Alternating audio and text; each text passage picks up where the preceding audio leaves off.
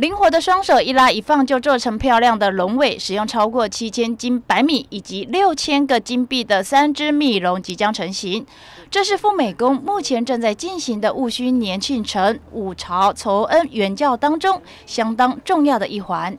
最少就是讲，最大就爱安龙下土，咱才有做这只米龙安尼吼，这只米龙是7000斤米吼，6000个迄个金币吼，这个石水完毕了后，这个米龙的米，就是讲有认过的人，大家都有份安尼吼。若讲有来无认过无要挑呢，咱才关乎书检机构。岘港富美宫这一次难得有一场庆城五朝酬恩圆教，那特别邀请我过来做一只7000斤的米龙。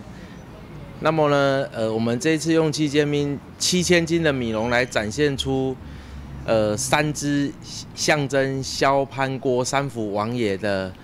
特色。那么呢，分别用了5只爪，以及3只爪，还有4只爪的米龙来做呈现。那有传统的创作跟现代式的创作，分别呢在这3只不同的米龙上面做一个展现。除了米龙，庙城旁还摆放了一座宽7尺、高24尺的巨型王船。富美宫这次也推出了限量的王船乐高模型，给大朋友、小朋友体验最不一样的宗教文创。今年要感谢咱王爷公的主编他手谕要我们做一个王传教。那我们王传教我们身后这个王船也是请我们那个国手级的吕青龙老师来帮我们制作。